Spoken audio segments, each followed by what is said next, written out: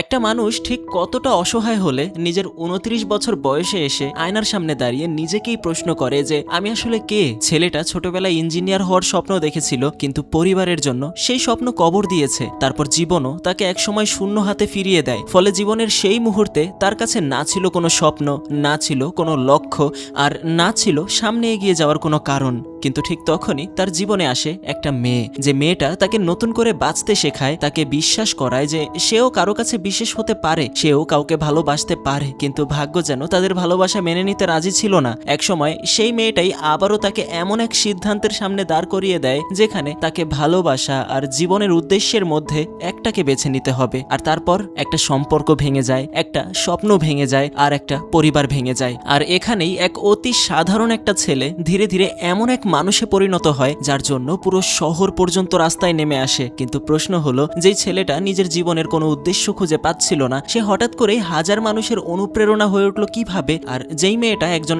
IAS officer হওয়ার স্বপ্ন দেখতো, তার জীবন কেন তার সেই পরীক্ষার হলেই থমকে গেল? আর যে ভালোবাসা একসময় তাদের বাঁচার কারণ ছিল, সেই ভালোবাসাই কেন তাদের জীবনের সব থেকে বড় যন্ত্রণায় পরিণত হলো? আজকের গল্পটা শুধু প্রেমের নয়, এই গল্পটা হয়তো আপনারই। বিশ্বাস করুন, এর শেষটা আপনার চোখে জল বয়ে আনবে, আবার বুকের ভেতর নতুন করে বাঁচার সাহসও জাগিয়ে তুলবে। বলছিলাম 2026 সালে তামিল ভাষায় মুক্তিপ্রাপ্ত একটা চমৎকার সিনেমার কথা, যার নাম হলো 29। হ্যাঁ, সিনেমার নামই 29। তো চলুন ডুব দেওয়া যাক আজকের গল্পের গভীরে। গল্পের একদম শুরুতেই আমাদের পরিচয় করিয়ে দেওয়া হয় সত্যা নামের এক অত্যন্ত সাধারণ ছেলের সাথে। তার বয়স ইতোমধ্যে 29 বছর, কিন্তু আপনারা যদি ভাবেন যে তার জীবনের সব থেকে বড় সমস্যা হলো যে সে বেকার কিংবা তার পকেটে টাকা নেই, তাহলে আপনারা ভুল ভাবছেন। সত্যার জীবনের সব থেকে বড় ট্র্যাজেডি হলো সে নিজেই আজ পর্যন্ত জানতো না সে আসলে নিজের জীবনে কি হতে চায়। আমাদের চারপাশে এমন অনেক মানুষ থাকে যারা ছোটবেলা থেকে একদম ফিক্সড করে নেয় বড় হয়ে ডাক্তার হবে, ইঞ্জিনিয়ার হবে, কিংবা মস্ত বড় বিজনেসম্যান হবে। কিন্তু আমাদের সত্যা মোটেও সেই দলের ছেলে ছিলই না। তার নিজের জীবনটা সব সময় চলেছে অন্য মানুষের নেওয়া সিদ্ধান্তের ওপর ভর করে। যখন সে স্কুলে পড়তো তখন তার ইচ্ছে ছিল একজন বড় মেকানিক্যাল ইঞ্জিনিয়ার হওয়ার। নতুন নতুন সব গ্যাজেট আর মেশিনারি জিনিসপত্র ঘাটাঘাটি করা তার দারুণ পছন্দ ছিল। নতুন জিনিস শেখার এক অদ্ভুত জেদ ছিল তার ভেতর। তার স্বপ্ন ছিল একদিন সে এই অজপাড়া ছেড়ে বড় শহরে যাবে এবং নিজের এক আলাদা রাজত্ব আর পরিচয় তৈরি করবে। কিন্তু আফসোস, পরিবারের লোকজনের স্বপ্ন তো ছিল অন্যরকম। ঘরের বড়রা ভাবলো ছেলে এত পড়াশোনা করে শহরে গিয়ে চাকরি করে কি এমন উল্টে ফেলবে। তাদের নিজেদের তো 1 বিঘে চাষের জমি পড়ে আছে, তাই তারা সত্যার সেই ইঞ্জিনিয়ার হওয়ার স্বপ্নে জল ঢেলে দিয়ে জোর করে তাকে এগ্রিকালচারাল অর্থাৎ কৃষিকাজ নিয়ে পড়াশোনা করালো, যাতে সে ভবিষ্যতে এসে বাড়ির এই মস্ত বড় ক্ষেত খামার সামলাতে পারে। কিন্তু কপাল খারাপ হলে যা হয়, ভাগ্য এখানেও সত্যার সাথে চরম বেইমানি করলো। যেই চাষের জমির জন্য সত্যা নিজের বুকের ভেতরের এত বড় স্বপ্নটাকে হাসি মুখে কুরবানি করে দিল, সেই জমি এখন খরায় একদম শুকিয়ে কাঠ হয়ে গেছে। সবুজ ফসলে ভরা যেই ক্ষেত এক সময় চোখ জুড়িয়ে দিত, সেখানে এখন শুধুই ধুধু মাঠ আর বড় বড় ফাটল ধরেছে। ঠিক সময়ে আকাশে মেঘ ডাকে না, বৃষ্টি আসে না, জমিতে ফসল আগের মতো ফলে না। পরিস্থিতি এখন এতটাই শোচনীয় হয়ে দাঁড়িয়েছে যে এই চাষের ওপর ভর করে দুবেলা ঘরের হাড়ি চালানোই অসম্ভব হয়ে পড়েছে। অর্থাৎ ঘরের মানুষ তাকে জোর করে যে রাস্তায় ঠেলে দিয়েছিল, সেই রাস্তাটাও এখন এক অন্ধ গলিতে গিয়ে শেষ হয়েছে। আর সম্ভবত এই কারণেই সত্যার চেহারার দিকে তাকালে সবসময় এক অদ্ভুত শূন্যতা আর একাকিত্ব চোখে পড়তো। সেই মুখে হয়তো সবার সাথে হাসতো, আড্ডা দিত, লোকজনের সাথে কথাও বলতো, কিন্তু ভেতরে ভেতরে সে একটা বিষয় খুব ভালো করেই টের পাচ্ছিল যে তার জীবনটা কোনো লক্ষ্য বা দিশা ছাড়াই স্রেফ খড়কুটার মতো ভেসে চলেছে। ঠিক এরকমই এক পরিস্থিতিতে একদিন তাদের গ্রামে এক বড় নেতার আগমন ঘটে। পুরো গ্রামের মানুষকে এক জায়গায় জড়ো করা হয় এবং সেই নেতা মঞ্চে দাঁড়িয়ে বড় বড় গমগমে গলায় রাজকীয় সব প্রতিশ্রুতি দিতে শুরু করে। নেতা বুক ফুলিয়ে বলে, এবার এই গ্রামের ভাগ্য রাতারাতি বদলে যাবে, এখানে নতুন চওড়া পিচ রাস্তা তৈরি হবে, গ্রামের উন্নয়ন আসবে এবং গ্রামের মানুষের শহরের মতো সুযোগ সুবিধা করার ব্যবস্থা করা হবে। কিন্তু একটু পরেই যখন গ্রামের মানুষ সেই রাস্তার পেছনের আসল সত্যিটা জানতে পারে, তখন সবার পায়ের তলা থেকে মাটি সরে যায়। জানা যায় সেই চওড়া রাস্তা বানানোর জন্য গ্রামের বুক চিরে থাকা বহু বছরের পুরনো প্রাচীন গাছগুলোকে কেটে সাবার করে দেওয়া হবে। যে গাছগুলো যুগ যুগ ধরে এই গ্রামের আসল পরিচয় হয়ে দাঁড়িয়েছিল, তপ্ত গরমে ক্লান্ত মানুষকে শীতল ছায়া দিত আর গ্রামের ছোট ছোট বাচ্চাদের শৈশবের হাজারো স্মৃতির সাক্ষী হয়ে দাঁড়িয়েছিল, সেগুলোকে এক নিমিষে কেটে ফেলা হবে। নেতার এই অন্যায্য কথা শুনে পুরো গ্রামের পুরুষ মানুষ যখন ভয়ে মুখ বুজে দাঁড়িয়েছিল, ঠিক তখনই সবাইকে চমকে দিয়ে সবার সামনে সিংহের মতো গর্জে উঠে বুক ফুলিয়ে দাঁড়িয়ে যান খোদ সত্যার মা। মা। তার গলার আওয়াজে যেমন ছিল চরম ক্ষোভ, তেমনই ছিল বুক ভাঙ্গা এক তীব্র বেদনা। সে পরিষ্কার আর কড়া ভাষায় নেতাকে শুনিয়ে দেন, শোনো হে নেতা, যদি এই গ্রামে নতুন রাস্তা বানানোর জন্য আমাদের একটা গাছও কাটতে হয়, তবে আমাদের এমন তরক্কি আর এমন রাস্তার কোনো দরকার নেই। তার এই ধারালো কথায় পুরো গমগমে পরিবেশ মুহূর্তের মধ্যে একদম পিনপতন শান্ত হয়ে যায়। কারণ গ্রামের প্রতিটা মানুষ মনে মনে খুব ভালো করেই জানতো যে গাছ মানে শুধু কাঠ বা কয়লা নয়, গাছ হলো তাদের আগামী প্রজন্মের বেঁচে থাকার অক্সিজেন, তাদের নিঃশ্বাস। সাত্যা এক দৃষ্টিতে তার মায়ের সেই নির্ভীক রূপের দিকে তাকিয়ে থাকে, কিন্তু একই সাথে সে একটা নির্মম সত্যও অনুভব করতে পারে। সে বুঝতে পারে এই গ্রামের মানুষ আজও সেই পুরনো দিনের লড়াই আর অন্ধ গণ্ডির ভেতরেই আটকে আছে। এখানে নতুন কোনো স্বপ্নের ডানা মেলার জায়গা নেই। এখানে শুধু বেঁচে থাকার জন্য প্রতি মুহূর্তে সমঝোতা আর আপোষ করতে হয়। আর ঠিক তখনই সাত্যার মনের ভেতর প্রথমবার এই তীব্র অনুভূতিটা জাগে যে সে যদি এই গ্রামে আর একটা দিনও কাটিয়ে দেয়, তবে তার জীবনটাও এই থমকে যাওয়া গ্রামের মতোই এক জায়গায় স্তব্ধ হয়ে পচে মরবে। তাই সে মনে মনে এক কঠিন সিদ্ধান্ত নিয়ে নেয়, সে এই গ্রাম ছেড়ে চিরতরে চলে যাবে। নিজের পরিচয় তাকে নিজের দমেই বানাতে হবে। আর এই জেদ বুকে নিয়েই সে একদিন চাকরির খোঁজে সোজাসুজি চলে আসে সেলেম নামের এক অচেনা শহরে। এই শহরটা সাত্যার কাছে ছিল একদম নতুন এক মায়াবী দুনিয়া। বিশাল বড় বড় সব রাস্তা, চেনা অচেনা মানুষের উপচে পড়া ভিড়, নতুন সব মুখ আর হাজার হাজার এমন মানুষ যারা প্রত্যেকেই নিজেদের ভাগ্য বদলানোর এক অনন্তহীন ইঁদুর দৌড়ে সামিল হয়ে ছুটে চলেছে। ভাগ্যবশত সাত্যা সেখানে একটা কোম্পানিতে ছোটখাটো একটা চাকরি পেয়ে যায় এবং মাথা গোজার ঠাই হিসেবে একটা ম্যানশনে থাকার জায়গা পায়। আর সেই ম্যানশনে পা রাখার পরেই সাত্যার জীবনে এন্ট্রি হয় এমন দুজন ছেলের, যারা খুবই দ্রুতই তার জীবনের এক অবিচ্ছেদ্য অংশ হয়ে উঠতে চলেছিল। তাদের মধ্যে প্রথম ছেলেটা হলো মণি। মণির চোখের দিকে তাকালেই বোঝা যেত যে তার একমাত্র স্বপ্ন হলো একজন মস্ত বড় ফিল্ম ডিরেক্টর হওয়া। সে ছিল এমন এক পাগলাটে জাতের মানুষ যে নিজের চোখের ভেতর পুরো ফিল্ম ইন্ডাস্ট্রি নিয়ে 24 ঘন্টা ঘুরে বেড়াতো। মণির মাথায় গল্পের কোনো অভাব ছিল না। প্রতি রাতে তার তরতাজা ডায়েরি থেকে একটা করে নতুন গল্প বের হতো বন্ধুদের শোনানোর জন্য।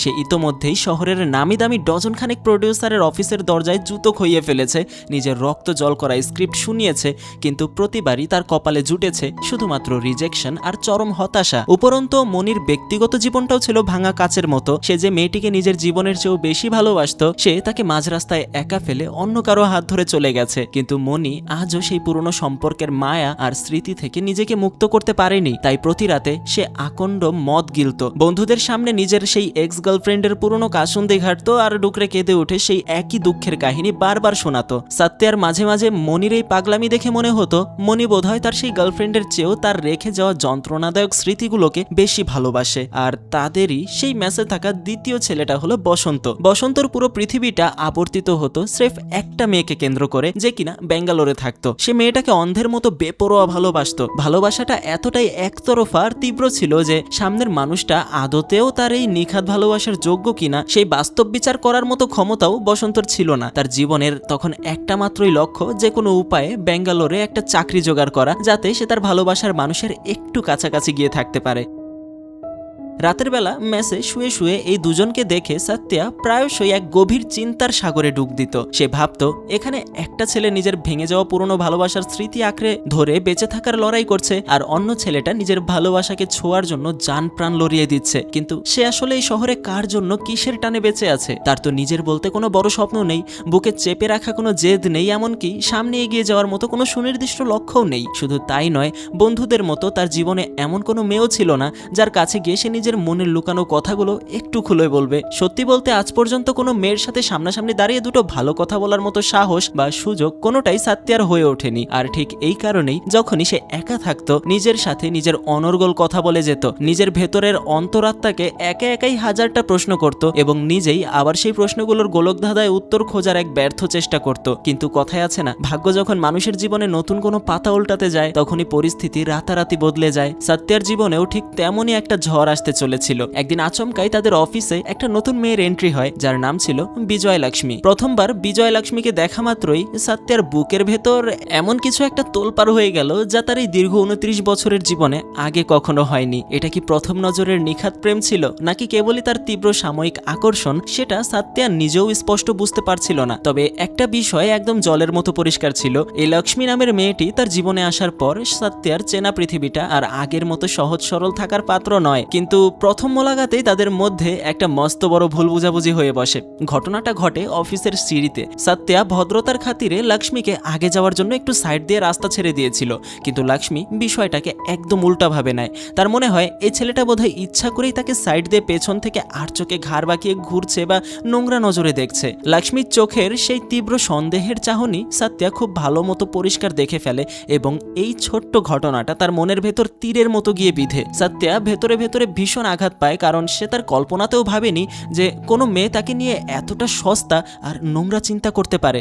তার মনে বিন্দুমাত্র কোনো খারাপ উদ্দেশ্য বা কুৎসিত ভাবনা ছিল না, তাই সে নিজের আত্মসম্মান বাঁচাতে আর কোনো কথা না বাড়িয়ে চুপচাপ মুখ নিচু করে সোজা উপরে অফিসে চলে যায়। তবে ভাগ্য ভালো যে একটু পরেই লক্ষ্মী নিজের ভুলটা খুব ভালো করেই বুঝতে পারে। সে নিজের ভুল অনুশোচনা করতে পেরে বুঝতে পারে যে সে আসলে সত্যের মতো একটা সরল ছেলেকে খুবই অন্যায়ভাবে ভুল বুঝেছে। সে আর এক মুহূর্ত দেরি না করে নিজেই গুটি গুটি পায়ে সত্যের টেবিলের সামনে এসে দাঁড়ায়, ঠোঁটের কোণে হালকা একটা চিলতে মিষ্টি হাসি ফুটিয়ে খুব বিনয়ের সাথে তার কাছে নিজের ভুলের জন্য ক্ষমা চেয়ে নেয়। আর ব্যাস, ঠিক এখান থেকেই শুরু হয়ে যায় তাদের দুজনের এমন এক সুন্দর বন্ধুত্বের গল্প, যা নিয়ে আমাদের সত্যা নিজের বুড়ো বয়সেও কখনো স্বপ্নে দেখেনি। দেখতে দেখতে সময় গড়ায় আর তাদের সেই বন্ধুত্ব আরো গভীর হতে শুরু করে। এখন তারা দুজন একসাথে অনেকটা সময় কাটায়। অফিসে টুকিটাকি কাজের গল্প, একে অপরকে নিয়ে ছোটখাটো মিষ্টি নোকঝোক, খুনছুটি, হাসি তামাশা, আর তারপর অফিস শেষে ঘন্টার পর ঘন্টা ফোনে অন্তহীন কথাবার্তা। সত্যের মনের ভেতরের সেই চেনা একাকিত্বটা যেন কর্পূরের মতো উড়তে শুরু করেছে। তার জীবনে প্রথমবারের মতো মনে হতে লাগলো হয়তো এই বিশাল পৃথিবীতে তার মতো একলা একটা ছেলের জীবনেও কোনো রাজকন্যা ডিজার্ভ করে। লক্ষ্মীকে দূর থেকে আসতে দেখলেই এখন সত্যের মলিন চেহারায় এক মায়াবী হাসি ফুটে ওঠে। আর সব থেকে বড় এবং আনন্দের বিষয় হলো লক্ষ্মীরও সত্যের সাথে কাটানো প্রতিটা মুহূর্তে নিজেকে ততটাই সুরক্ষিত আর সহজ অনুভব হতো। তবে হ্যাঁ, সত্যা কিন্তু এখনও তার জীবনের আসল গন্তব্য বা সাফল্যের চাবিকাঠি খুঁজে পায়নি, কিন্তু তার মনের কোণে এইটুকু বিশ্বাস জন্মেছিল যে যাই হোক না কেন তার লাইফের গাড়িটা এবার অন্তত সঠিক লাইনে চলতে শুরু করেছে। গল্পের পরের দৃশ্যে আমরা দেখতে পাই সত্যা তার এই সাধারণ চাকরি থেকে ততটা টাকা রোজগার করতে পারছিল না যতটা এই চড়া বাজারের শহরে টিকে থাকার জন্য প্রয়োজন ছিল। পকেটের টান মেটানোর জন্য সে আর সাদিক মিলে উইকেন্ডে ছোটখাটো পার্ট টাইম জব করা শুরু করে। সে বিভিন্ন বিয়ে বাড়িতে গিয়ে কেটারিং অর্থাৎ খাবার পরিবেশন করার কাজ করত। আর ঠিক এমনই এক জমকালো বিয়ে বাড়িতে কাজ করার সময় সত্যের সামনে আসে তার অতীতের এক কালো অধ্যায়। যে বিয়ে বাড়িতে সে আজ প্লেট হাতে খাবার পরিবেশন করছে সেটা আসলে আর কারো নয়, স্বয়ং তার কলেজের পুরনো এক বন্ধু বরুণের বিয়ে। আসলে মুখে বন্ধু বলা হলেও কলেজের দিনগুলোতে তারা একে অপরের বন্ধু কম আর কট্টর দুশ্মন ছিল বেশি। বরুণ যখন হুট করে স্টেজের উপর থেকে নিচে তাকিয়ে দেখে যে কলেজের সেই দেমাগী সত্যা আজ তার বিয়ের বাবুর্চিদের পোশাক পরে খাবার বিলি করছে, তখন বরুণের ভেতরের অহংকার যেন দ্বিগুণ হয়ে জেগে ওঠে। সে সবার সামনে ভরা মজলিসে সত্যাকে ডেকে এনে চরম অপমান আর বেইজ্জত করতে শুরু করে। নিজের এত বড় অপমান আর লাঞ্ছনা দেখে সত্যার মাথা গরম হয়ে যায়, তার বুকটা ফেটে যাচ্ছিল। রাগ সামলাতে না পেরে সত্যাও সেখানে দাঁড়িয়ে বরুণকে দু কথা শুনিয়ে দেয় এবং উল্টাপাল্টা কথা বলতে শুরু করে। আসলে কাহিনী হলো সত্যা আর বরুণ যে নামি কলেজে পড়াশোনা করত, সেই কলেজের আসল মালিক ছিল স্বয়ং বরুণের বাবা। সে ছিল এই শহরের মস্ত নামি বিজনেসম্যান, যার আন্ডারে অনেক বড় বড় নামি স্কুল আর কলেজ চলতো। আর সেই ক্ষমতার গরমে বরুণ কলেজে যা ইচ্ছা তাই করে বেড়াতো।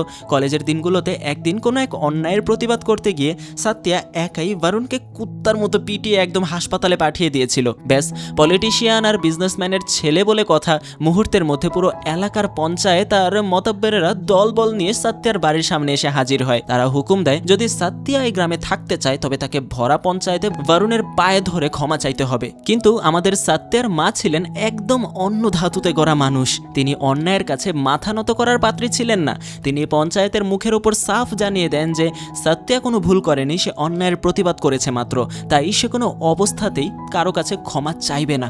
মা নিজের ছেলের চোখের দিকে তাকিয়ে স্পষ্ট ভাষায় ওয়ার্নিং দিয়ে বলেছিলেন, শোনো সত্যা, তোমার কোনো অপরাধ নেই, তাই নিজের মেরুদণ্ড সোজা রাখো, ক্ষমা চাওয়ার কোনো দরকার নেই। আর যদি আজ তুমি কোনো অন্যায়ের কাছে ভয় পেয়ে মাথা নিচু করে ক্ষমা চাও, তবে আজ থেকে জেনে রাখো এই জীবনে তোমার এই জন্মদাত্রী মা তোমার সাথে আর কোনোদিন একটা কথাও বলবে না। কিন্তু তৎকালীন পরিস্থিতির চাপে পড়ে এবং নিজের গরিব পরিবারের ওপর কোনো বিপদ আসতে না দেওয়ার জন্য সত্যা সেদিন তার মায়ের সেই কঠিন আদেশ অমান্য করে বসে।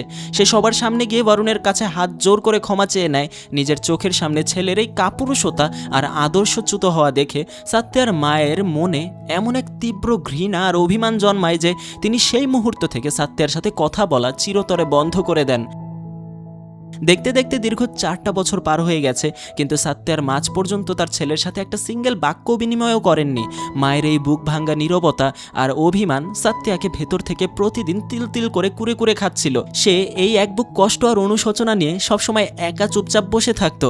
ঠিক এমনই এক বিষণ্ণ সন্ধ্যায় সাত্যা যখন একটা ভাঙ্গা বেঞ্চে একা মাথা নিচু করে বসে নিজের ভাগ্যের কথা ভাবছিল, তখনই হঠাৎ তার ফোনের রিংটোন বেজে ওঠে। স্ক্রিনে তাকিয়ে দেখে লক্ষ্মীর ফোন। লক্ষ্মী ওপার থেকে খুব আকুল গলায় বলে, সাত্যা, আমি আর ঘরে টিকতে পারছি না, তোমার সাথে আমার এখনই খুব জরুরি দেখা করা দরকার। লক্ষ্মীর গলার আওয়াজ শুনে সাত্যা আর এক মুহূর্ত দেরি না করে নিজের সব দুঃখ ভুলে বাইক ছুটিয়ে সোজা তাদের চেনা আড্ডার জায়গায় গিয়ে হাজির হয়। সেখানে লক্ষ্মী অনেকক্ষণ ধরে অধীর আগ্রহে সাত্যার জন্য অপেক্ষা করছিল। সাত্যাকে দেখা মাত্রই সে একটু ন্যাকামি করে বলে, জানো, মা তো আমাকে আজ বাড়ি থেকে বের হতেই দিচ্ছিল না। মায়ের ধারণা আমার নাকি খুব ধুম জ্বর এসেছে। তুমি বলো না, আমার কি আদৌ কোনো জ্বর ঠহর হচ্ছে? এই নাও, নিজের হাত দিয়ে একটু চেক করে দেখো তো আমার কপালে জ্বর আছে কিনা। সাত্যা এক গাল হেসে খুবই যত্ন সহকারে নিজের হাতটা লক্ষ্মীর কপালে ছোঁয়ায়, কিন্তু সেখানে কোনো জ্বরের নাম নিশানও নেই। আসলে সাত্যার মনের ভেতর অনেকদিন ধরে একটা তীব্র ইচ্ছা ছিল, সে যে কোনো উপায়ে লক্ষ্মীকে নিজের মনের আসল কথাটা জানিয়ে দেবে, বুক চিরে দেখিয়ে দেবে সে তাকে কতটা ভালোবাসে। কিন্তু নিজের এই লাজুক স্বভাবের কারণে সে আজ পর্যন্ত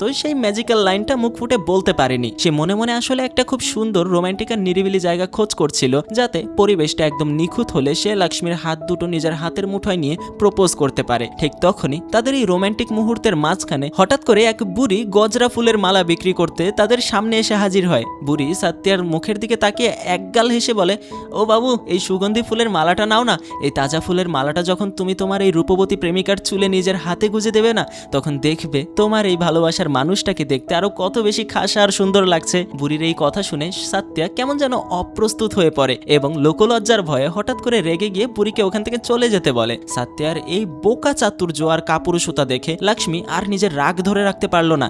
সে এক পা এগিয়ে গিয়ে পটাশ করে সাত্যার গালে একটা চর কষিয়ে দেয়। সাত্যা তো হা হয়ে গালে হাত দিয়ে তাকিয়ে থাকে। তখন লক্ষ্মী চোখে চোখ রেখে অভিমানে ফেটে পড়ে বলে, আরে বোকা ছেলে, আমি তোমাকে আর কত উপায়ে হিন্ট দেবো? হ্যাঁ, এবার কি খবরের কাগজের বিজ্ঞাপন দিয়ে আমার তোমাকে বলতে হবে যে আমি তোমাকে পাগলের মতো ভালোবাসি?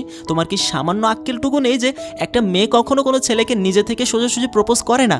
আমি যে দিনরাত 24 ঘন্টা তোমার পেছনে পেছনে ঘুরি, নিজের সব কাজ ফেলে শুধু তোমার সাথেই কথা বলি, এসবের মানে কি তুমি বোঝো না? লক্ষ্মীর এই চর আর তার মুখে এই ভালোবাসার অকপট স্বীকারোক্তি শুনে সাত্যার মাথার উপর যেন 1000 ওয়াটের বাল্ব একসাথে জ্বলে উঠল। সে এবার একদম নিশ্চিতভাবে বুঝতে পারলো যে শুধু সে একাই নয়, লক্ষ্মীও তাকে ঠিক ততটাই ভালোবাসে আর নিজের জীবনের অংশ করতে চায়। লক্ষ্মীর এই পাগলামি দেখে সাত্যার মনের সব দ্বিধাদ্বন্দ্ব এক নিমিষে কেটে যায় এবং সে মনে মনে সিদ্ধান্ত নেয় এবার আর কোনো লুকোছাপা নয়, খুব তাড়াতাড়ি সে লক্ষ্মীকে এক রাজকীয় কায়দায় প্রপোজ করার এক ধামাকা প্ল্যান বানাতে শুরু করে। আর এখান থেকেই সাত্যা আর লক্ষ্মীর জীবনে এক নতুন বসন্তের আগমন ঘটে, যা তাদের এই একঘেয়ে জীবনটাকে সম্পূর্ণ বদলে দেওয়ার ইঙ্গিত দিচ্ছিল। সাত্যা তখন বলে যে সে আসলে একটি স্পেশাল জায়গার জন্য অপেক্ষা করছিল, কিন্তু তার মনে হয় এই জায়গাটাই সব থেকে পারফেক্ট, কারণ এখান থেকে 5 কদম দূরে গেলে রাস্তার কোলাহল আর উল্টো দিকে 5 কদম গেলে সমুদ্রের ঢেউয়ের আওয়াজ, কিন্তু তারা যেখানে দাঁড়িয়ে সেখানে অদ্ভুত এক নিস্তব্ধতা। এই জাদুকরী মুহূর্তে সাত্যা তাকে প্রপোজ করে এবং লক্ষ্মীও আনন্দের সাথে তা গ্রহণ করে। এরপর তারা সেই ফুলওয়ালি বুড়িকে খুঁজে বের করে, তার থেকে গজরা কিনে এভাবেই শুরু হয় তাদের গভীর প্রেম। একদিন লক্ষ্মী সাত্যাকে জিজ্ঞাসা করে, তুমি আমাকে কেন ভালোবাসো? সাত্যা উত্তর দেয়, ভালোবাসার কোনো নির্দিষ্ট কারণ থাকা উচিত নয়। জবাবে লক্ষ্মী জানায় সে সাত্যার অন্তরাত্মার সৎ আওয়াজটাকে ভালোবাসে। সম্পর্কের গভীরতার মাঝেই লক্ষ্মী জানায় তার স্বপ্ন একজন IAS অফিসার হওয়া। হঠাৎ একদিন পার্কে বন্ধুদের সাথে আড্ডার সময় সাত্যার কাছে খবর আসে তার মায়ের নাকি শরীর খুব খারাপ। সাত্যা দিশেহারা হয়ে বাস স্ট্যান্ডের দিকে দৌড়ায়। লক্ষ্মী তার বন্ধুদের সাথে সেখানে এসে সাত্যাকে সামলায় এবং আশ্বস্ত করে বলে, আম্মার কিচ্ছু হবে না, তুমি শান্ত হয়ে যাও। সে সাত্যার যাত্রাপথের জন্য খাবারও গুছিয়ে এনেছিল। লক্ষ্মীর এই নিঃস্বার্থ ভালোবাসা দেখে সাত্যা এতটাই আবেগপ্রবণ হয়ে পড়ে যে সে বাসে একটা নয় 2টো টিকিট কাটে। ফোনে লক্ষ্মীকে বলে, আমার মনে হচ্ছে তুমি প্রতি মুহূর্তে আমার পাশেই আছো। হাসপাতালে পৌঁছে 4 বছর কথা না হওয়া মায়ের এই অবস্থা দেখে সাত্যা কান্নায় ভেঙে পড়ে। মাও কেঁদে ফেলে ছেলের মাথায় হাত দিয়ে আশীর্বাদ দেন। সাত্যা তাকে বলে, তোমার আর এভাবে কাজ করার দরকার নেই। তখন সাত্যার বাবা বলেন, তুমি পাশে থাকলেও সুস্থ থাকবে, একটা সপ্তাহ মায়ের সাথে কাটাও। সাত্যা রাজি হয়, এমনকি লক্ষ্মীও তাকে মায়ের সাথে থাকার পরামর্শ দেয়। এই কয়দিনে সাত্যা তার মাকে লক্ষ্মীর কথা জানায় এবং মা তাকে পছন্দ করেন। শহরে ফেরার পর সাত্যার সামান্য শরীর খারাপ শুনে লক্ষ্মী সরাসরি তাদের মেসে চলে আসে। রুমে তখন মনি মদ নিয়ে বসেছিল, কিন্তু লক্ষ্মীকে দেখে সে তাদের কিছুটা একান্ত সময় দিতে বোতল নিয়ে বাইরে চলে যায়। একা পেয়ে এবার সাত্যা তাকে জিজ্ঞাসা করে যে তুমি কি তোমার মাকে আমাদের কথা বলেছ? লক্ষ্মী মন খারাপ করে জানায় ছোটবেলায় বাবা চলে যাওয়ার পর তার মায়ের একমাত্র স্বপ্ন মেয়েকে আইএএস অফিসার বানানো, তাই এটা সঠিক সময় নয়, তবে সে একদিন নিশ্চয়ই বলবে। গভীর রাতে মনি যখন রুমে ফেরে সে ভেবেছিল তারা হয়তো রোমান্টিক সময় কাটাচ্ছে, কিন্তু ভেতরে মনি ঘরে ঢুকে অবাক হয়ে যায়। নোংরা ঘরটা একদম পরিষ্কার, আর লক্ষ্মী নিজের হাতে মনির জন্য রান্না করেছে।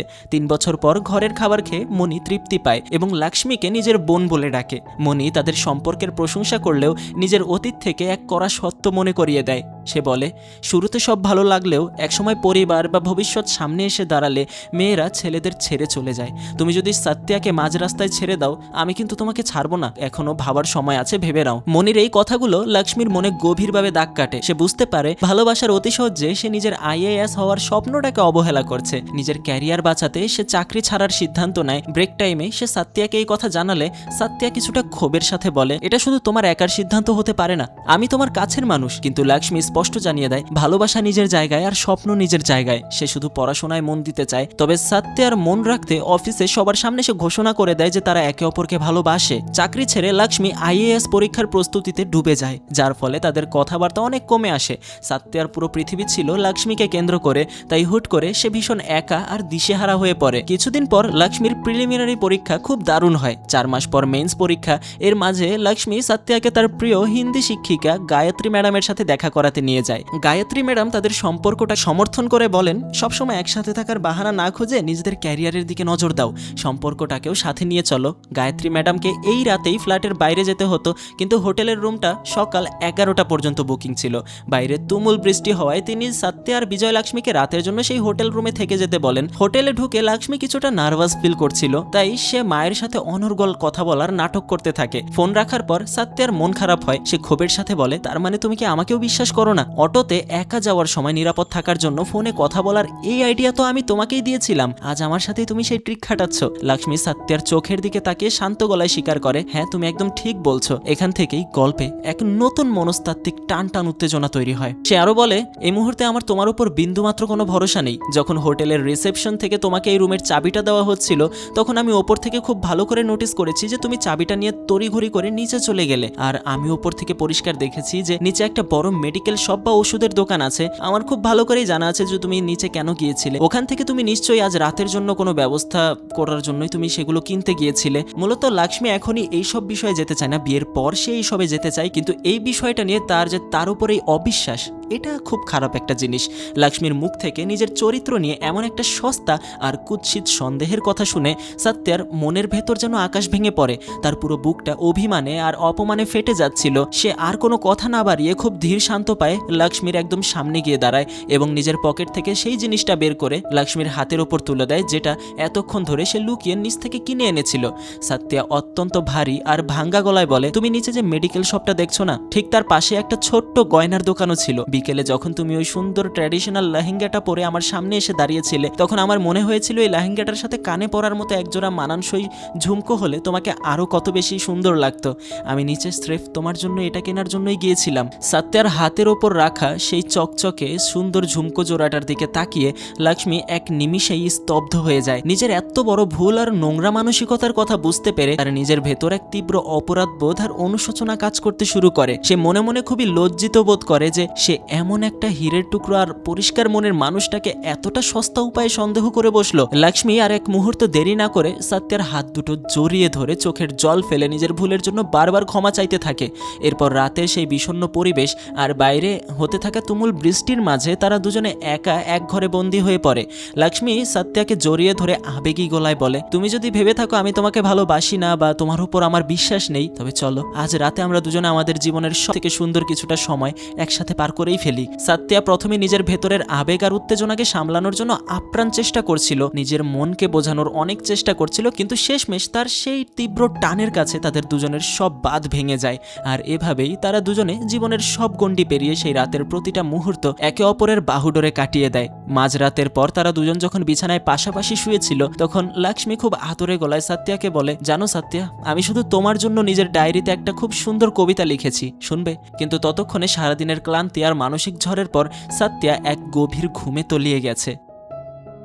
গল্পের পরের দৃশ্যে আমরা দেখতে পাই সাত্যার মা এবং গ্রামের বেশ কিছু গণ্যমান্য মানুষ এক জায়গায় জড়ো হয়ে শহরের এক বড় সরকারি নেতার অফিসে গিয়ে হাজির হয়েছেন। আসলে কাহিনী হলো, গ্রামের একটা খুব সুন্দর এবং প্রাচীন লেক বা বড় ঝিল ছিল, যেটার জমি দখল করে সরকার এখন নতুন কিছু কনস্ট্রাকশন বা বড় ইমারত বানানোর পায়তারা করছিল। যদিও সেই ঝিলটা এখন অনেক নোংরা আর আবর্জনায় ভরে গিয়েছিল, তবুও গ্রামের মানুষ কোনো অবস্থাতেই চাননি যে সেখানে কোনো পাকা দালান উঠুক, কারণ গ্রামের প্রবীণ মানুষেরা খুব ভালো করেই জানতেন যখন খরা আসবে, চাষের জমি শুকিয়ে যাবে, তখন এই ঝিলের জমানো জলই হবে পুরো গ্রামের একমাত্র বেঁচে থাকার ভরসা। যদি এই ঝিলটাই তাদের হাত থেকে ছিনিয়ে নেওয়া হয়, তাহলে আগামী দিনে তাদের পুরো গ্রাম জলের অভাবে ধ্বংস হয়ে যাবে। তাই তারা নেতার কাছে দাবি জানাতে এসেছিলেন যেন কনস্ট্রাকশন বন্ধ করে সরকারি খরচে সেই ঝিলটা পরিষ্কার করার ব্যবস্থা করা হোক। তো সাত্যার বাবা মা যেহেতু এই কাজের সূত্রে সোজাসুজি কলকাতা শহরে চলে এসেছিলেন, তাই তারা ভাবলেন এই সুযোগে ছেলের সেই ভালোবাসার মানুষ অর্থাৎ লক্ষ্মীর সাথেও একবার দেখা করা যাক, কারণ তারা গ্রাম থেকে খুব শখ করেই লক্ষ্মীর জন্য একটা দামি সুন্দর শাড়ি কিনে নিয়ে এসেছিলেন। নিজের বাবা মাকে শহরে দেখে এবং তাদের এই ভালোবাসার উপহার দেখে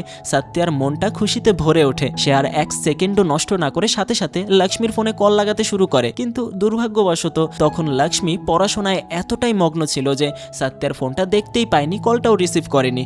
এদিকে সাত্যার বাবা মা আর গ্রামের বাকি মানুষেরা শহরের যে নোংরা চত্বরে বসে অপেক্ষা করছিলেন, সেখানে চারিদিকে চরম আবর্জনা ছড়িয়েছিল। গ্রামের সহজ সরল পরিচ্ছন্ন মানুষগুলো অতক্ষণ ফাঁকা বসে না থেকে নিজেরাই উদ্যোগ নিয়ে সেই পুরো নোংরা জায়গাটাকে ঝাঁক দিয়ে একদম তকতকে পরিষ্কার করে ফেলেন। তারা ঘন্টার পর ঘন্টা সেখানে চাতক পাখির মতো বসে রইলেন, কিন্তু ওদিক থেকে লক্ষ্মী না তো কোনো ফোন ব্যাক করলো আর না কোনো ফিরতি মেসেজ পাঠালো। অপেক্ষা করতে করতে দুপুর গড়িয়ে বিকেল হলো, বিকেল গড়িয়ে সন্ধ্যা নেমে এলো, কিন্তু লক্ষ্মীর কোনো পাত্তাই নেই। ওদিকে ট্রেনের সময়ও প্রায় শেষ হয়ে আসছিল, তাই সাত্যার বাবা মা আর বেশি দেরি করতে পারলেন না। তারা বেশ কিছুটা মন খারাপ আর দীর্ঘশ্বাস ফেলে লক্ষ্মীর জন্য আনা সেই নতুন শাড়িটা সাত্যার হাতের ওপর সঁপে দিয়ে স্টেশনের দিকে রওনা হয়ে গেলেন। এরপর রাতের সিনে আমরা দেখতে পাই ঘড়িতে তখন রাত 2টা বাজে। লক্ষ্মী পড়ার টেবিল থেকে উঠে যখন হঠাৎ নিজের ফোনটা হাতে নেয়, তখন সে দেখে তার ফোনে সাত্যার ডজন খানেক মিসড কল আর মেসেজ পড়ে রয়েছে। এতগুলো কল দেখে লক্ষ্মী এক ঝটকায় ভীষণ ভয় পেয়ে যায়। তার মনে হয় সাত্যা আর তার বাড়ির লোকেরা বোধহয় এখনো না খেয়ে সেই চত্বরেই তার জন্য অপেক্ষা করে বসে আছেন।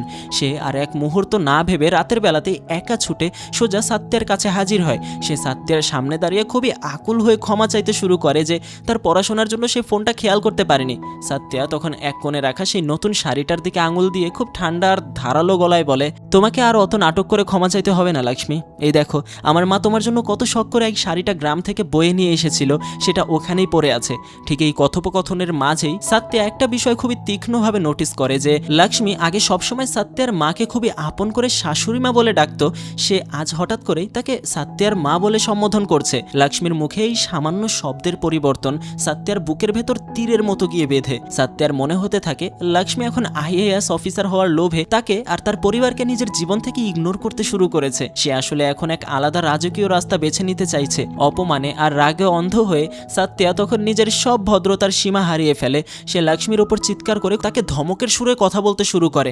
রাগের মাথায় সে এতটাই নিচে নেমে যায় যে সে লক্ষ্মীর পারিবারিক অতীত নিয়েও টেনে এনে মুখের ওপর বলে, আজ আমি বুঝতে পারছি লক্ষ্মী, তোমার ছোটবেলায় তোমার বাবা যে তোমার মাকে একা ফেলে চিরতরে চলে যাওয়ার সিদ্ধান্ত নিয়েছিলেন, সে একদম 100% সঠিক কাজই করেছিলেন, কারণ তুমিও রক্তে মজ্জায় ঠিক তোমার ওই মায়ের মতোই স্বার্থপর আর বেইমান হয়েছো। সাত্যার মুখ থেকে নিজের মৃত বাবা আর নিজের স্ট্রাগল করা মাকে নিয়ে এমন এক জঘন্য আর নির্মম কথা শুনে লক্ষ্মীর ভেতরে ভেতরে একদম চূর্ণ বিচূর্ণ হয়ে যায়। সে স্বপ্নেও ভাবেনি যে সে যে পুরুষটাকে নিজের জীবনের সবটুকু উজাড় করে ভালোবেসেছে, সে তার মুখে এমন এক কুৎসিত কথা ছুঁড়ে মারতে পারে। তীব্র বুক ভাঙা কষ্ট আর চোখের জল নিয়ে লক্ষ্মী সেখান থেকে কোনো মতে নিজের বাড়ি ফিরে আসে এবং সারা রাত ঘরের কোণে কোণে অঝরে কাঁদতে থাকে। এই ঘটনার পর সে নিজের মনকে পাথরের মতো শক্ত করে নেয় এবং জীবনের সব আবেগ ভালোবাসাকে এক ঝটকায় দূরে সরিয়ে রেখে 24 ঘন্টা শুধু নিজের পড়াশোনায় মন দিতে শুরু করে। কিন্তু মানুষের মন তো আর রোবট নয়। লক্ষ্মীর মুখে যতই শক্ত হওয়ার ভান করুক না কেন, সাত্যার দেওয়া সেই গভীর ক্ষত আর বিষাক্ত কথাগুলো তার মনের ভেতর অনবরত আরো বেশি ক্ষত তৈরি করছিল। আর এই মানসিক টেনশনের চূড়ান্ত মাসুল তাকে দিতে হয় তার মেইনস পরীক্ষার দিন। পরীক্ষার হলে যখন সে খাতা কলম নিয়ে বসেছিল, তখন প্রশ্নপত্রের দিকে তাকালেই তার চোখের সামনে বারবার সাত্যার সেই রাগী মুখ আর তার মায়ের নামে বলা সেই জঘন্য কথাগুলো ভেসে উঠছিল। মাথার ভেতরে এই তীব্র মানসিক চাপ সহ্য করতে না পেরে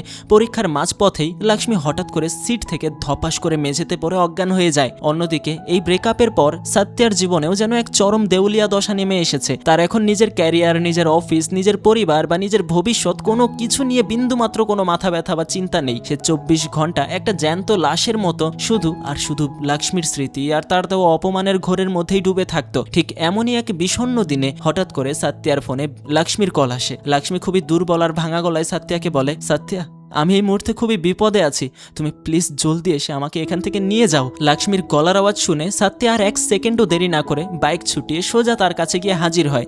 লক্ষ্মী সাত্যার বাইকের পেছনে বসে খুবই শান্ত গলায় বলে, আজ আমার বাড়িতে মা বা আর কেউ নেই, ঘর একদম ফাঁকা, তুমি প্লিজ আমাকে সোজা আমার ঘর পর্যন্ত একটু ছেড়ে দিয়ে আসো। সাত্যা যখন লক্ষ্মীকে নিয়ে তার ফাঁকা ঘরের ভেতরে ঢুকে, তখন সে আর নিজের আবেগ ধরে রাখতে পারে না। সে এক ঝটকায় লক্ষ্মীকে খুব শক্ত করে নিজের বুকের সাথে জড়িয়ে নেয়। কিন্তু একবার ভাবুন তো, সাত্যার এই অন্ধ ভালোবাসার পাগলামিটা একবার দেখুন। সে লক্ষ্মীকে জড়িয়ে ধরে নিজের আবেগ প্রকাশ করতে যতটা ব্যস্ত ছিল, সে কিন্তু একবারের জন্য মুখ ফুটে লক্ষ্মীকে এই সাধারণ প্রশ্নটা জিজ্ঞাসা করলো না যে, আজ তোমার এত বড় মেন্স পরীক্ষা ছিল, তোমার পরীক্ষা কেমন হলো? সাত্যার এই চরম উদাসীনতা দেখে লক্ষ্মী এক ধাক্কায় সাত্যাকে নিজের বুক থেকে দূরে সরিয়ে দেয় এবং চোখে জল নিয়ে চিৎকার করে বলতে শুরু করে, তুমি আমার পরীক্ষা নিয়ে বা কি হয়েছে সেই জানতে চাইলে না, আমার পুরো একটা বছরের হাড় ভাঙা খাটুনি আর আমার মায়ের দেখা সেই সমস্ত স্বপ্ন আজ এক নিমিষে শেষ হয়ে গেছে সেটা জিজ্ঞাসা করলে না, শুধু তোমার স্বার্থটাই তুমি দেখলে। আজ পরীক্ষার হলে বসে যখন আমি খাতা লিখছিলাম, তখন আমার মাথায় শুধু আর শুধু তোমার সেই বিষাক্ত আর নোংরা কথাগুলোই হাতুড়ির মতো বাজছিল। আমি সহ্য করতে পারিনি সাত্যা, আমি পরীক্ষার হলের মাঝখানে জ্ঞান হারিয়ে পড়ে গিয়েছিলাম। আজ তোমার ওই অন্ধ অহংকার আর রাগের জন্য আমার পুরো লাইফটা ধ্বংস হয়ে গেল। লক্ষ্মীর এই বুক ভাঙ্গা আর্তনা, তার কান্নার পর সাত্যার সেই সাজানো ভালোবাসার দুনিয়ায় যে কি ভয়ঙ্কর সুনামি আসতে চলেছে সেটা সে কল্পনাও করতে পারেনি। আরো কড়া গলায় লক্ষ্মী তাকে স্পষ্ট জানিয়ে দেয়, তোমার লক্ষ্য শুধুই আমার সাথে সময় কাটানো আর বিয়ে করা, কিন্তু কাউকে পাওয়া তো জীবনের লক্ষ্য হতে পারে না। তোমার সাথে থাকলে মানসিক অশান্তির কারণে আমি কোনোদিন IAS হতে পারবো না। অত্যন্ত কষ্ট পেলেও সাত্যা তার সিদ্ধান্ত মেনে নিয়ে কাঁদতে কাঁদতে চলে যায়।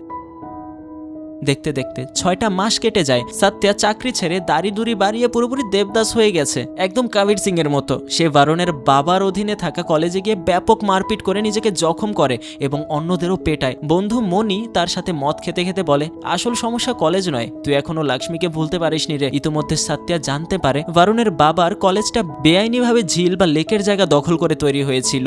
সাত্যা সোজাসুজি শহরের কালেক্টর ম্যাডামের সাথে দেখা করে দাবি জানায় এই অবৈধ কলেজ বন্ধ করতে হবে। সে প্রতিশ্রুতি দেয় যে যদি সে গ্রামের মানুষদের নিয়ে পুরো ঝিল পরিষ্কার করে দেয়, তবে প্রশাসনকে এই কলেজ ভাঙতেই হবে। কালেক্টর তার প্রস্তাবে রাজি হন। সাত্যা গ্রামের মানুষদের জড়ো করে বোঝায় যে এই ঝিল বাঁচলে ভবিষ্যতে আর কেউ জলের কষ্টে ভুগবে না। সবাই মিলে ঝিল পরিষ্কারের কাজে নেমে পড়ে। অন্যদিকে তীব্র মানসিক অশান্তির কারণে লক্ষ্মী কিছুতে এখনো পড়াশোনায় মন দিতে পারছে না। আবার এদিকে ঝিল পরিষ্কারের দলে থাকা একটা মেয়ে সাত্যাকে পছন্দ করলেও সাত্যা এখন এসব থেকে বহু দূরে। তার একমাত্র ধ্যান জ্ঞান এখন ঝিল বাঁচানো। কাজের মাঝেই কিছু লোক ঝিলে মূর্তি বিসর্জন দিতে এসে সেখানকার মেয়েদের সাথে ইফটিজিং ও বদমাইশি শুরু করে। সাত্যা বাধা দিলে মারামারি বেঁধে যায়, কিন্তু বরুণের বাবার ইশারায় পুলিশ উল্টো সাত্যাকেই গ্রেফতার করে। টিভিতে নিউজ ছড়ানো হয় যে সাত্যা গুন্ডাগর্দি করছে এবং মেয়েদের শ্লীলতাহানি করেছে, যা লক্ষ্মীও দেখতে পায়। বরুণের বাবা কালেক্টরকে প্রভাবিত করার চেষ্টা করলে কালেক্টর সাফ জানিয়ে দেন, আমি সাত্যাকে চিনি, সে মানুষের জন্য কাজ করেছে, একদিন আপনার কলেজ বন্ধ হবেই। জেলে বরুণের বাবার নির্দেশে পুলিশ সাত্যাকে নির্মমভাবে পেটাতে থাকে। এদিকে চরম ফ্রাস্ট্রেশনের মাঝে লক্ষ্মী শেষমেশ তার মায়ের কাছে সাত্যার কথা স্বীকার করে বলে, যতক্ষণ না সাত্যার সাথে সব ঠিক হচ্ছে সে পড়াশোনায় মন দিতে পারবে না। আবার এদিকে ছেলের বিপদের কথা শুনে 4 বছর কথা না বলা সাত্যার মা সোজা কালেক্টরের কাছে গিয়ে জেলের ভেতর সাত্যার সুরক্ষার দাবি জানান এবং দেখা করার অনুমতি নেন। জেলের ভেতর মায়ের সাথে দেখা হলে সাত্যা আবেগপ্রবণ হয়ে বলে, সবাই বলতো আমার কোনো লক্ষ্য নেই, কোনো পরিচয় নেই, আজ এই ঝিল পরিষ্কার করে আমার জীবনের একমাত্র লক্ষ্য। একই সাথে সে মাকে সতর্ক করে বলে, এরা আজ রাতে আমাকে জেলেই মেরে ফেলার প্ল্যান করেছে, তুমি একদম ভয় না পেয়ে হাসি মুখে বাইরে যাও এবং মিডিয়াকে ডেকে বলো যে আজ রাতে জেলের ভেতর আমার আমার জীবন ঝুঁকিতে আছে। সত্যের মার এক মুহূর্ত নষ্ট না করে ঠিক তাই করেন। তিনি জেলের লোহার ফাটক গলে বাইরে এসে সেখানে উপস্থিত সমস্ত মিডিয়া আর সাংবাদিকদের ক্যামেরার সামনে দাঁড়িয়ে বুক ফাটানো আর্তনাদ শুরু করে দেন। তিনি উচ্চ কণ্ঠে সবাইকে জানিয়ে দেন যে তার নিরপরাধ ছেলের জান আজ এই জেলের অন্ধকূপের ভেতর চরম বিপদের মুখে দাঁড়িয়ে আছে, যে কোনো মুহূর্তে তাকে খুনের ছক কষা হচ্ছে। সত্যের মায়ের মুখ থেকেই বিস্ফোরক খবর পাওয়া মাত্রই মিডিয়ার কল্যাণে তা মুহূর্তের মধ্যে দাবানলের মতো চারিদিকে ছড়িয়ে পড়ে। পুরো শহর জুড়ে তোলপাড় শুরু হয়ে যায়। আর এই বিশাল জনরোষ মিডিয়ার প্রেসারের মুখে পড়ে শেষমেশ প্রশাসন নড়ে চড়ে বসতে বাধ্য হয়। বরুণ আর তার প্রভাবশালী বাবার সেই সাধের বেআইনি কলেজের বিরুদ্ধে তাৎক্ষণিক কড়া অ্যাকশন নেওয়া হয় এবং সরকারি হুকুমে তাদের সেই কলেজ চিরতরে সিল করে দেওয়ার চূড়ান্ত ফয়সালা শুনিয়ে দেওয়া হয়। নিজের তিলে তিলে গড়া ক্ষমতার সাম্রাজ্য এভাবে চোখের সামনে ধূলিসাৎ হতে দেখে বরুণের বাবার অহংকার একদম ধুলায় মিশে যায়। রাগে ক্ষোভে আর চরম অপমানে অন্ধ হয়ে সে ভরা লোক সমাজে নিজের কুলাঙ্গার ছেলে বরুণের গালে এক কষিয়ে থাপ্পড় মারে। কারণ এই পরিস্থিতিতে আইনি মারপ্যাচে পড়ে এখন তাদের কিচ্ছু করার ছিল না। গল্পের পরের দৃশ্যে আমরা দেখতে পাই আমাদের হিরো সাত্যাকে, যে তখন হাসপাতালের বেডে শুয়েছিল। পুলিশের অমানবিক মারধরের পর দীর্ঘ ধস্তাধস্তি শেষে যখন অবশেষে তার চোখের পাতা খোলে, তখন সে নিজের চোখের সামনে এক অদ্ভুত দৃশ্য দেখতে পায়। তার বেডের ঠিক পাশে দাঁড়িয়েছিলেন স্বয়ং লক্ষ্মীর মা। সাত্যাকে চোখ মেলতে দেখে তিনি অত্যন্ত নরম আর মাতৃসুলভ গলায় বলেন, সাত্যা, আমি তোমার আর লক্ষ্মীর ব্যাপারে আজ সবটা জানি। লক্ষ্মী নিজের ভেতরের সব কষ্ট আর অনুশোচনা চেপে রাখতে না পেরে আমার কাছে তোমার আর তার সম্পর্কের প্রতিটা কথা খুলে বলেছে। তিনি এক দীর্ঘশ্বাস ফেলে অত্যন্ত ভারী গলায় আরও বলেন, জানো বাবা, আজকাল মেয়েটার পড়াশোনায় বিন্দু মাত্র মন বসছে না। সে 24 ঘন্টা একটা জ্যান্ত লাশের মতো শুধু তোমার কথাই ভেবে চলেছে। আমি একজন মা হয়ে তোমার কাছে হাত জোর করে অনুরোধ করছি, তোমাদের মধ্যে যা হয়েছে, ভুল বুঝাবুঝি হয়েছে, তুমি প্লিজ সেই সব কিছু মিটিয়ে আগের মতো ঠিক করে নাও। কিন্তু হ্যাঁ, একটা কথা মাথায় রেখো, আমি যে আজ লুকিয়ে তোমার সাথে হাসপাতালে দেখা করতে এসেছিলাম, এই কথাটা যেন কোনো অবস্থাতেই লক্ষ্মী জানতে না পারে। ও যদি এটা জানতে পারে তবে নিজের ক্যারিয়ার আর মাকে নিয়ে আরো বেশি মানসিক অশান্তিতে ভেঙে পড়বে। লক্ষ্মীর মা চলে যাওয়ার পর সাত্যার পাশে এসে বসে তার পরম বন্ধু মনির সাথে কথা বলে সাত্যা জানতে পারে যে বিগত 10 দিন ধরে এই হাসপাতালের আইসিইউ আর জেনারেল বেডে মৃত্যুর সাথে পাঞ্জা লড়ছে সে। পুলিশের সেই নির্মম পিটুনির পর তার শরীরের অবস্থা এতটাই বিগড়ে গিয়েছিল যে ডাক্তারও আশা ছেড়ে দিয়েছিলেন। মনি এক গাল হেসে সাত্যাকে আশ্বস্ত করে বলে, দোস্ত, তুই একদম চিন্তা করিস না, সবকটা ডিসিশন এখন আমাদের ফেভারে এসেছে। আর আমাদের সেই গ্রামের ঝিলটার যে কি অপরূপ রূপ হয়েছে তা আমি তোকে মুখে বলে বোঝাতে পারবো না। তুই সুস্থ হলে চল, তোকে নিজের চোখে দেখাবো। কিন্তু আমাদের জেদি সাত্যা কি আর বিছানায় শুয়ে থাকার পাত্র? সে নিজের শরীরের সমস্ত কষ্ট উপেক্ষা করে তখনই হাসপাতাল থেকে বেরিয়ে সোজা সেই ঝিলের পাড়ে গিয়ে হাজির হয়। চোখের সামনে ঝিলের সেই রাজকীয় রূপ দেখে সাত্যার চোখ দুটো জুড়িয়ে যায়। যে ঝিল একসময় নোংরা আবর্জনা আর প্লাস্টিকে মরে যাচ্ছিল, আজ গ্রামের মানুষেরা অক্লান্ত পরিশ্রমে সেটি একদম কাচের মতো স্বচ্ছ আর টলটলে জলের এক বিশাল সরোবরে পরিণত হয়েছে। সাত্যা পরম তৃপ্তি নিয়ে পুরো ঝিলটার চারপাশ ঘুরে দেখে, কারণ এই মৃতপ্রায় জলাশয়কে বাঁচানোই যে একটা সময় তার জীবনের একমাত্র লক্ষ্য আর স্বপ্ন হয়ে দাঁড়িয়েছিল। আর আজ সে নিজের রক্ত জল করে সেই অসম্ভব স্বপ্নটাকে সত্যি করে দেখিয়েছে। নিজের জীবনের মস্ত বড় একটা লক্ষ্য পূরণ করার পর ঠিক সেই রাতেই সাত্যা রওনা হয়ে তার জীবনের একমাত্র গন্তব্য অর্থাৎ লক্ষ্মীর খোঁজে। সে সোজাসুজি লক্ষ্মীদের কোয়ার্টারের কলোনিতে গিয়ে হাজির হয় এবং মাঝ রাস্তায় দাঁড়িয়ে মাঝরাতে চিৎকার করে লক্ষ্মীর নাম ধরে বারবার ডাকতে শুরু করে। রাতের সেই নিস্তব্ধতা চিরে সাত্যার চেনা গলার আওয়াজ পাওয়া মাত্রই লক্ষ্মী ঘর থেকে হন্তদন্ত হয়ে নিচে ছুটে নেমে আসে। তবে তার মুখে তখনও এক বুক অভিমান আর রাগ জমেছিল। সে সাত্যার সাথে অত্যন্ত রুক্ষ আর কড়া ভাষায় কথা বলতে শুরু করে। সে চেঁচিয়ে বলে, তোমার লজ্জা করে না? আমাদের মধ্যকার সম্পর্ক তো অনেক আগেই শেষ হয়ে গেছে, আমাদের অফিসিয়াল ব্রেকআপ হয়ে গেছে, তুমি কেন বারবার আমার লাইফে এসে ঝামেলা পাকাচ্ছ? তোমার এখনই এখান থেকে চলে যাওয়া উচিত, কারণ আমি তোমার মতো একটা ছেলের সাথে আর কোনোদিন একটা সিঙ্গেল কথাও বলতে চাই না। লক্ষ্মী যখন রাগে কাঁপছিল ঠিক তখনই অন্ধকারের বুক চিরে মাঝবয়সী এক ভদ্রলোক ভদ্র পায়ে তাদের সামনে এসে দাঁড়ায়। রাতের অন্ধকারে এই অচেনা মানুষটাকে দেখে লক্ষ্মী প্রথমে কিছু ঠাহর করতে পারছিল না, কিন্তু যখন লোকটা আলোর নিচে এসে দাঁড়ায় তখন লোকটার মুখের দিকে তাকিয়ে লক্ষ্মীর পায়ের তলার মাটি সরে যায়। তার চোখের কোণে অঝরে জল নামতে শুরু করে, কারণ এই লোকটা আর কেউ নন, স্বয়ং লক্ষ্মীর জন্মদাতা পিতা, যে তাকে আর তার মাকে ছোটবেলায় ফেলে বহুদূরে চলে গিয়েছিল। লক্ষ্মী নিজের চোখের জল সামলাতে না পেরে বাবার সামনে দাঁড়িয়ে তার দীর্ঘ বছরের জমে থাকা সব ক্ষোভ আর অভিমান উগরে দিতে শুরু করে। ওদিকে তার বাবাও নিজের অতীতের সব ভুলের জন্য হাত জোর করে মেয়ের সামনে ফুপিয়ে ফুপিয়ে কাঁদতে থাকেন এবং নিজের অপরাধের জন্য ক্ষমা চান। যাওয়ার আগে বাবা লক্ষ্মীর হাত ধরে অনুরোধ করে বলেন, মারে, আজ আমি যে এখানে এসেছিলাম এই খবরটা তুই প্লিজ তোর মাকে কখনো জানাস না, কারণ তোর মা আজও আমার নাম শুনলে তীব্র ঘৃণায় জ্বলে ওঠে। বাবা চলে যাওয়ার পর সাত্যা লক্ষ্মীর চোখের দিকে তাকিয়ে এক মায়াবী হাসি এসে বলে, মনে আছে লক্ষ্মী, আমি তোমাকে একদিন কথা দিয়েছিলাম, একটা নিখাদ ওয়াদা করেছিলাম, যে কোনো উপায়ে পরিস্থিতি যতটাই কঠিন হোক না কেন আমি একদিন না একদিন তোমার বাবাকে তোমার সামনে এসে দাঁড় করাবই।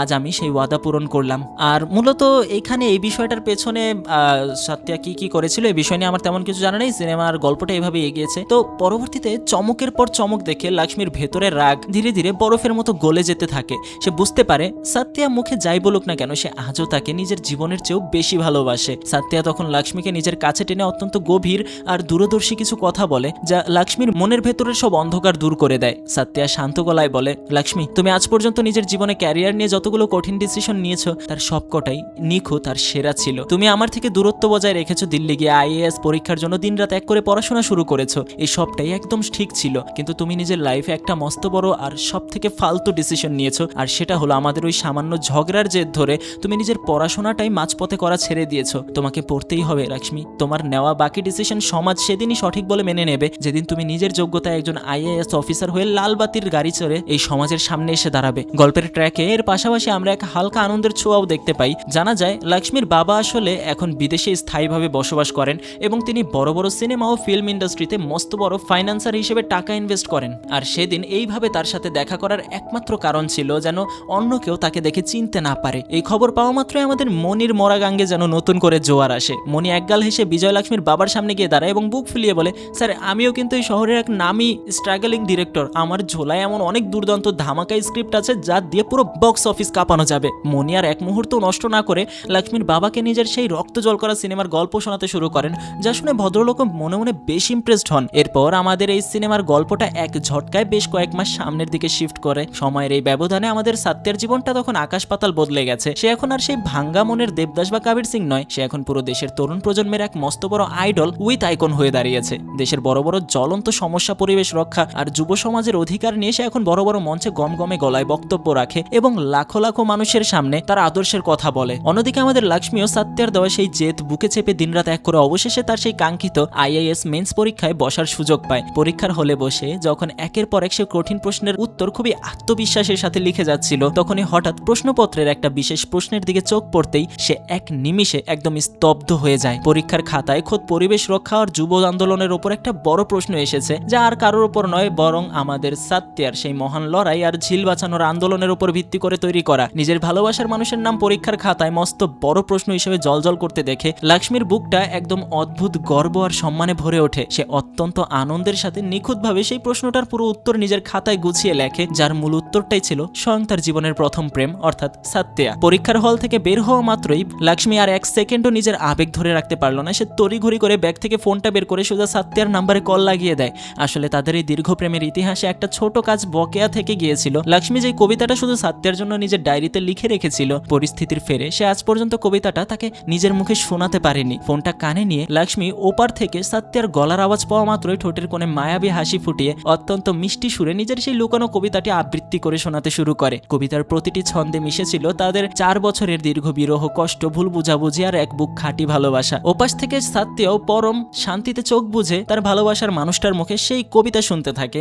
আর এভাবেই সব মেঘ কেটে গিয়ে তাদের দুজনের চেনা দুনিয়ায় এক নতুন এবং সুন্দর ভোরের আগমনের মধ্য দিয়ে আমাদের এই চমৎকার সিনেমার গল্পটা এখানেই হ্যাপি এন্ডিং হয়। তো এখানে আমি একদম নিশ্চিত যে 29 বছর বয়সের এই মন ছুঁয়ে যাওয়ার টানটান উত্তেজনার গল্পটা তোমাদের মনকে গভীরভাবে স্পর্শ করেছে। হ্যাঁ, তার বয়স ছিল 29 বছর, সিনেমার নাম 29। বুঝতে পারছেন কি কারণে সিনেমার নাম এটা দেওয়া হয়েছে। তো আমাদের এই গল্পটা কেমন লেগেছে তা কমেন্ট করে জানাতে পারেন। ভালো লাগলে অবশ্যই লাইক করবেন, আর নতুন হলে সাবস্ক্রাইব করতে ভুলবেন না। সাথে এই যে স্ক্রিনে আরো একটা ভিডিও ভেসে উঠেছে, চাইলে এটাও ক্লিক করে দেখা শুরু করতে পারেন। অবশেষে ভিডিওটা আপনি এই পর্যন্ত দেখেছেন, সেজন্য আপনাকে অনেক ধন্যবাদ।